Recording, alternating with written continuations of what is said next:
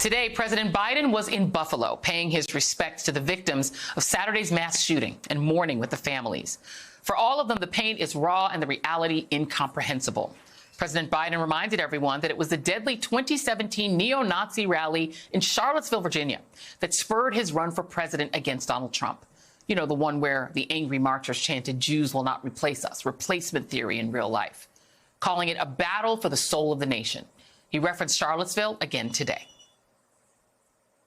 When I saw those people coming out of the woods of the fields in Virginia, in Charlottesville, carrying torches, shouting, "You will not replace us," accompanied by white supremacists and carrying Nazi banners, that's when I said no. And he called Saturday's attack venom. White supremacy is a poison. It's a poison running through it really is. Running through our body politic. And it's been allowed to fester and grow right in front of our eyes. No more. I mean, no more. We have to refuse to live in a country where black people going about a weekly grocery shopping can be gunned down by weapons of war deployed in a racist cause.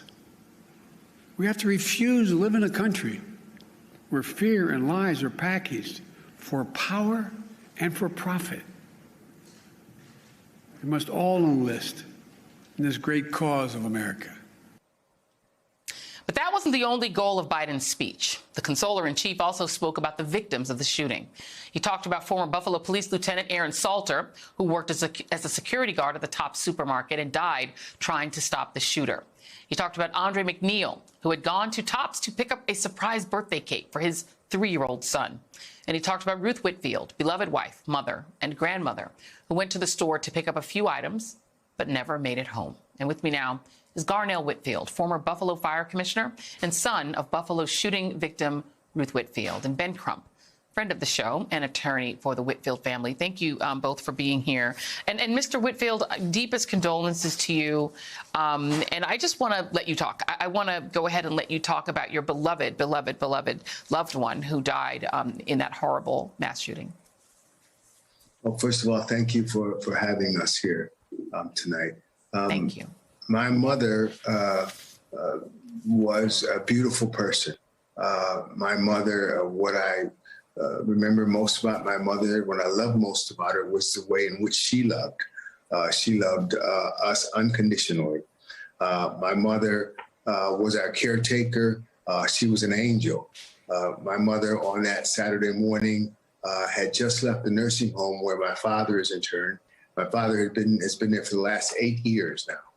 Every single day, my mom went up to that nursing home to care for her husband, the love of her life. Unselfishly, she went up there, she shaved him, she cut his hair, she washed and ironed his clothing, she did his nails, anything he needed to maintain his quality of life, she provided for him faithfully every day. On this day, she did the same thing. She left the nursing home, wanted to stop and pick up a few groceries on the way home, and encountered this individual. She didn't deserve it. No, she didn't. I mean, I just have the wonderful notes here about your mom. Miss Ruth was 86. She was always immaculately dressed per your family. Yes. She was sharp, yes. Always looked great. And she, as you said, took great care of her wonderful family. And it says here that you all are considering taking some action in response to the death of your mom. What do you, either you can describe that or you can have Ben describe that. Joy, you know, I am so grateful to the Whitfield family, Garnell and his brothers and sisters, for saying they're going to use this pain and they're going to use this anger to try to achieve positive change, to give a proper legacy to Miss Ruth Whitfield. She was a person of love, and she's not going to let this act of hate define her legacy. That's what she instilled in her children. And so we are looking at bringing a lawsuit against the gun manufacturers and holding all of those accountable, Joy, who had anything to do with this massacre of Black people. You see, Joy, that we want to hold this individual accountable for his hateful act, but we also want to hold those people accountable that get at the root of the hate. All of these websites and these cable news personalities who talk about these race replacement theories and so forth, they may not have pulled the trigger, but they certainly loaded the gun to have this 18-year-old white supremacist go and, in his words, try to kill as many Black people as he could. Yeah, and Mr. Whitfield, I wonder, and I apologize for having to make you talk about this in your grief, with fresh grief at that. But who do you hold responsible for this? I mean, I read through this just crazy manifesto by this shooter that references that he was online bored, sitting home reading white supremacist stuff, and that's where he picked it up on 4chan and other places.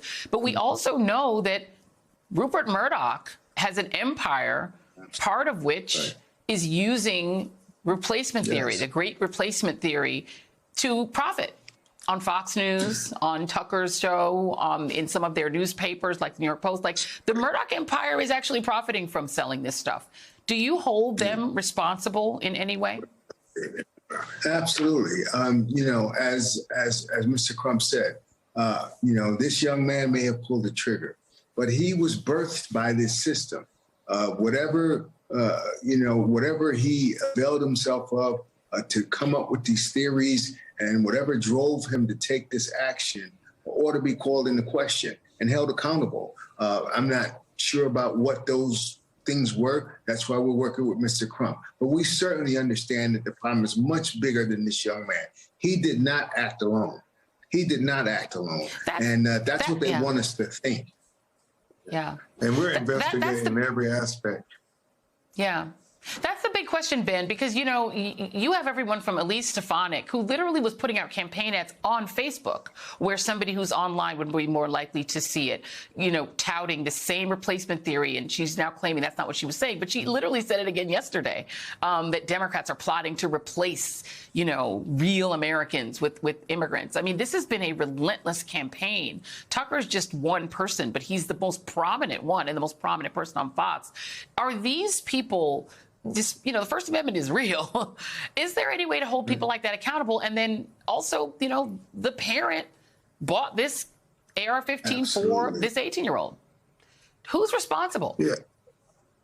And Joy, like I said, there are many accomplices to this massacre, and we're investigating to see how we can hold any and all of them responsible, not just for the sake of trying to call them out, but to try to prevent this from happening again. If we don't do something to stop this radicalization of these young, insecure people to go out and commit senseless acts of violence, how many more Buffalo, New Yorks, how many Parklands, how many more Charleston Mother Emanuel Church shootings, the Jewish synagogues in New York, how many more innocent blood is going to be shed because they are indoctrinating these young white supremacists with all this racist garbage? One might call it grooming.